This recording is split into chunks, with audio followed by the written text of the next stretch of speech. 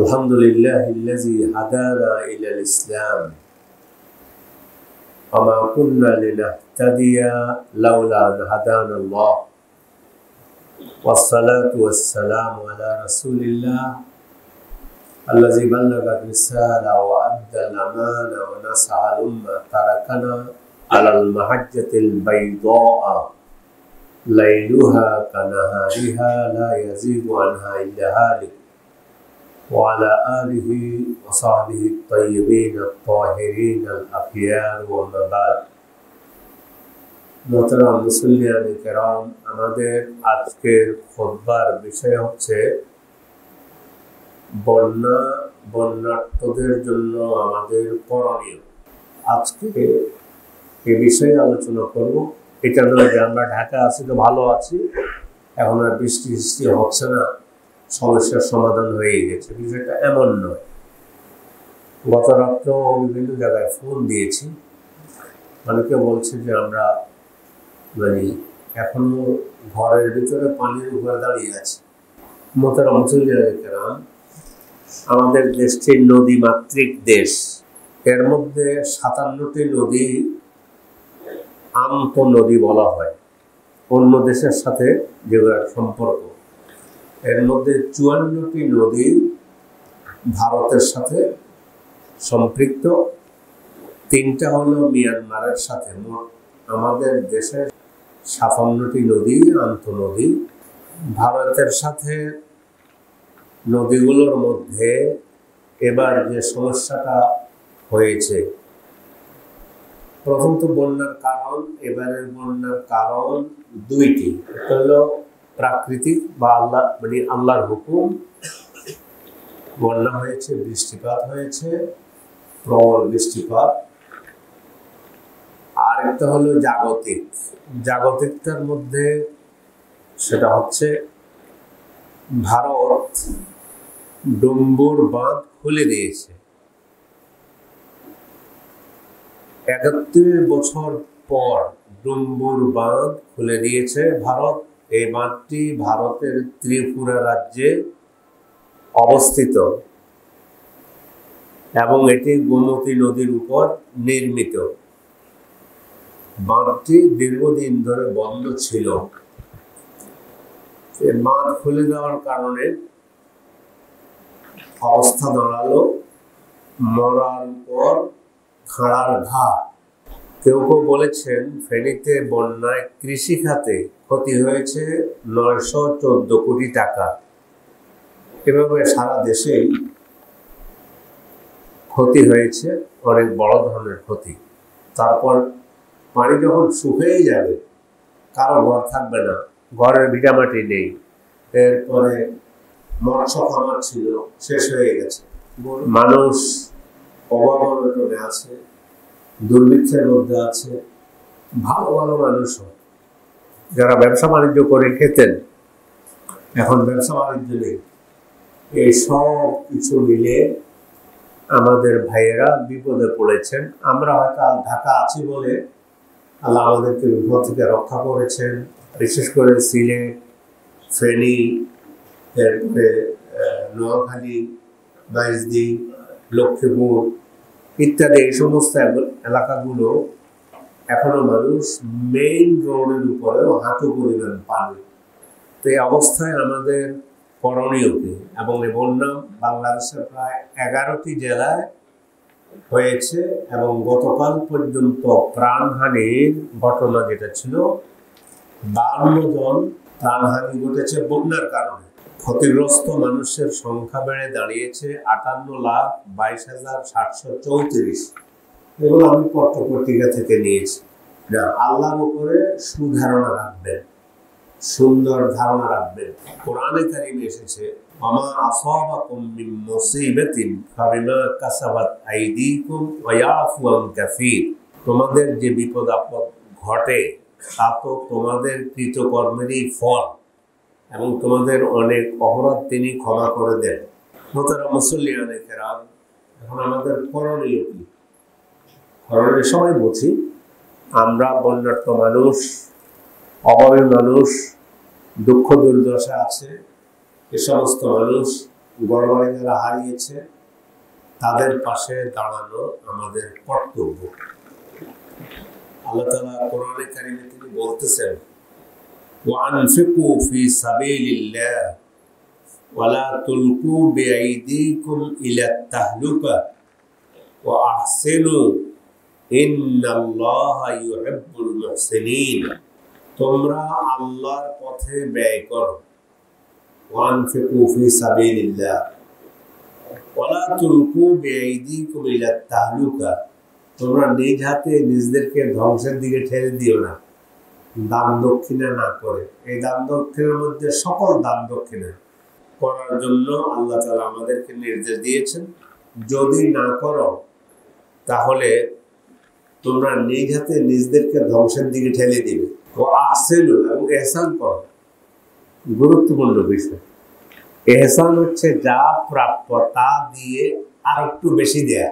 ইন্নাল্লাহা ইউহিব্বুল মুহসিনিন, আল্লাহ মুহসিনদেরকে পছন্দ করেন।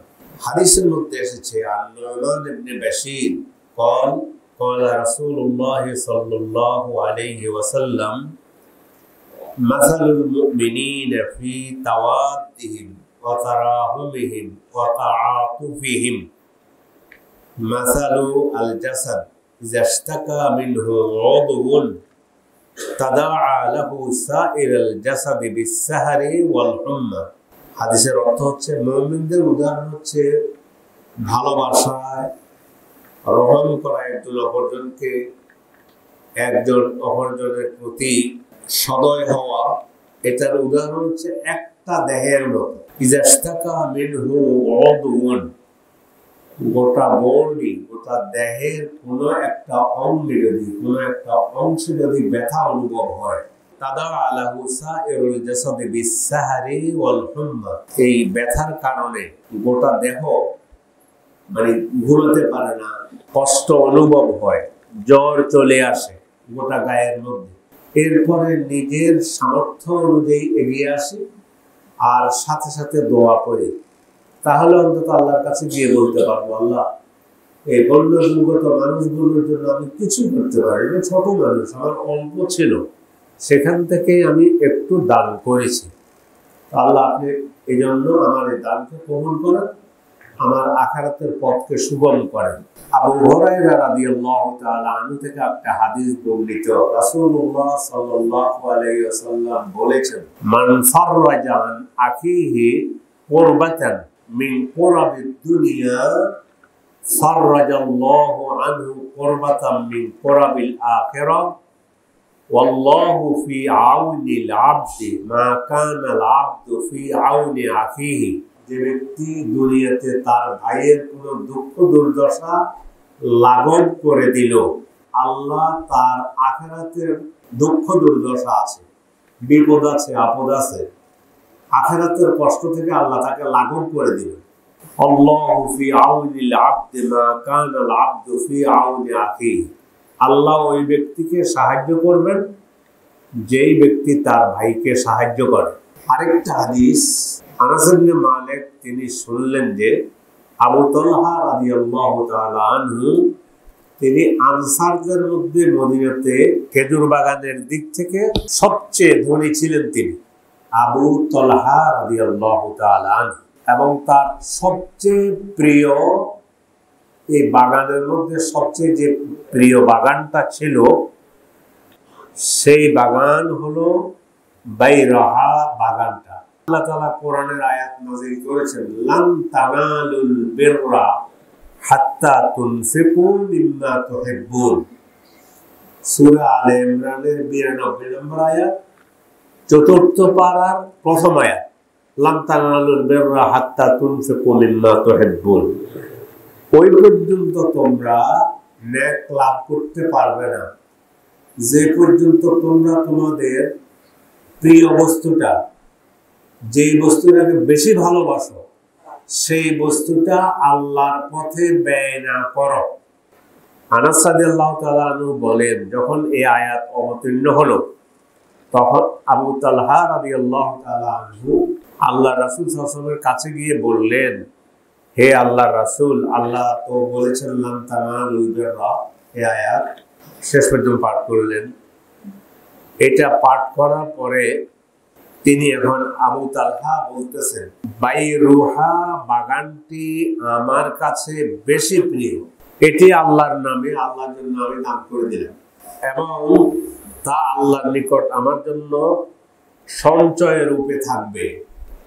তখন রাসূল সাল্লাল্লাহু আলাইহি সাল্লাম বললেন, তোমাকে ধন্যবাদ, এ হচ্ছে লাভজনক সম্পদ, এ হচ্ছে লাভজনক সম্পদ, দুইবার বললেন। তাহলে আমরা কোরআন সুন্নাহর আলোকে বুঝলাম যে আমাদেরকে এই অবস্থায় আমাদের দান খয়রাত করা, দান সাদাকা করা, আল্লাহর পথে ব্যয় করা, আমাদের বন্যার্ত ভাই যারা যেখানে আছে আমাদের ভাইদের জন্য আমরা সহযোগিতার হাত বাড়িয়ে দেব, এটাই কোরআন সুন্নাহর দাবি। ফলাফল আপনি দান করলে কি লাভ হবে? আল্লাহ তাআলা বলতেছেন, মাসালুল লাযিনা ইউনফিকুনা আমওয়ালাহুম ফি সাবিলিল্লাহ কামাসালি হাব্বা আমবাতাত সাবআ সানাবিল ফি কুল্লি সুমবুলাতিন মিআতু হাব্বা ওয়াল্লাহু ইউদাঈফু লিমান ইয়াশা ওয়াল্লাহু ওয়াসিউন আলীম। অর্থ হচ্ছে, যারা আল্লাহর পথে তাদের সম্পদ ব্যয় করে তাদের উপমা হচ্ছে একটা বীজের মতো, যা উৎপন্ন করলো 60টি শীষ, প্রত্যেকটা শীষে 100 দানা করে জন্মায়, তাহলে 60টাতে 700, তো আল্লাহ যাকে তাহলে কমপক্ষে 700 গুণ আল্লাহ বৃদ্ধি করে দিবেন, আর আল্লাহ যাকে চান তার জন্য বাড়িয়ে দেন। আল্লাহ প্রাচুর্যময় সর্বজ্ঞ। অন্য আয়াতে এসেছে, মান যাল্লাযী ইউকরিদুল্লাহা কারদান হাসানান ফায়ুদাঈফাহু লাহু আদআফান কাসীরা আল্লাহু ইয়াকবিদু ওয়া ইয়াবসুতু ওয়া ইলাইহি তুরজাউন। অর্থ হচ্ছে, কে সে যে আল্লাহকে কর্জে হাসানা প্রদান করবে। এই কর্জে হাসানা সবকিছু আসবে, দান করা, সাধারণ দান, ফরজ দান যেটা আছে, তিনি তার জন্য তা বহু গুণে বৃদ্ধি করে দিবেন। আর আল্লাহ সংকুচিত ও সম্প্রসারিত করেন এবং তার দিকেই তোমাদেরকে প্রত্যাবর্তিত করা হবে। আল্লাহর কাছেই আমাদেরকে যেতে হবে, আমাদের সম্পদের হিসাব দিতে হবে। আমরা যদি আমাদের ভাইদের পাশে, বোনদের পাশে, মায়েদের পাশে দাঁড়াতে পারি, আল্লাহ তাআলা দেবেন। মোহতারাম মুসল্লিয়ানে কেরাম, দু একটা উদাহরণ দিই। আপনারা শুনেছেন বা ইউটিউবে দেখেছেন, একটা ছেলে, ছোট ছেলে উমরায় যাবে, ভালো পরিবারে নিশ্চয় জন্মগ্রহণ করেছে, ভালো পরিবারের ছেলে, ছোট বাচ্চা, সিদ্ধান্ত নিয়েছে উমরায় যাবে, পয়সা জমানো শুরু করছে এখন থেকে, তার কাছে 15,000 টাকা জমা হয়েছে, সে এটা বন্যার্তদের জন্য দিয়ে দিয়েছে। এর থেকে আমাদের শিক্ষণীয় আছে ছোট বাচ্চাটার থেকে। এখন সুফল কি? এটা যখন চাউল হয়েছে, পত্রপত্রিকায় উঠে এসেছে, ইউটিউবে এটা প্রচার হয়েছে, পাকিস্তানের একজন নাগরিক, মানে সে বার্তা পাঠিয়েছে যে আমি ওকে উমরা করার জন্য সকল খরচের দায়িত্ব আমি নিলাম, একেবারে নগদ। ও এখন উমরা করতে প্রায় 1,25,000, 1.5 লাখের মতো চলে যায় মানে উমরা করতে গেলে। সে তো আর কে কি বলবে এটা না, তার পয়সাগুলো এনে সে বন্যার্থীদের জন্য দিয়ে দিয়েছে। আল্লাহ তাআলার হুকুম, আল্লাহ হয়তো কবুল করেছেন, যে আল্লাহ বৃদ্ধি করে দেন। তখন এ ব্যাপারে লিখেছে, যে ছেলেটা উমরার টাকা বন্যার ফান্ডে দান করে দিয়েছিল, তাকে একজন পাকিস্তানি মানুষ উমরা করানোর প্রস্তাব দিয়েছে। 24 ঘন্টা না যেতেই আল্লাহর পক্ষ থেকে উপহার চলে আসলো। আরো ঘাটাঘাটি করার পরে যেটা পেয়েছি সেটা হচ্ছে, বন্যার্থদের দিলেন ছোট্ট সাফওয়ান, নিজের ব্যক্তিগত প্লাস্টিকের ব্যাংকে জমানো 5,640 টাকা বন্যা কবলিত মানুষের জন্য দান করেছেন। 6 বছরের ছোট্ট শিশু সাফওয়ান, এটা পত্রিকায় পেয়েছি, শুনলাম আপনাদের। আসলে তার অন্তরটা কেমন, তাকে কে বুঝ দিল? অথচ ছোট বাচ্চা, ওর কাছে তো ব্যাংকটাই হলো প্রিয়, সেটা এনে দিয়ে দিয়েছে আল্লাহর ওয়াস্তে। এই জন্য আমরা ওয়াজ শোনা এক কথা আর আমল করা হলো আরেক কথা। আমি আপনাদের কাছে অনুরোধ করব, আমার যে ভাইটা অন্য জায়গায় এখনো পানির জন্য নিচেও নামতে পারতেছে না, চুলায় আগুন জ্বালাইতে পারতেছে না, ঘরে খাবার নেই, এই অবস্থায় পড়ে আছে। আমার 1,00,000 টাকা, 50,000 টাকা, 10,000 টাকা, 5,000 টাকা যদি তার হাতে যায়, উঁচিয়ে দেয়া যায়, তাহলে আল্লাহ যদি এই উসিলায় আমাকে, যে আমি যা দিচ্ছি এর চেয়ে আল্লাহ আমাকে আরো বেশি দিবেন, সেই জন্য আমি আমাকে সহ আমরা আল্লাহর কাছে সাহায্য চাই।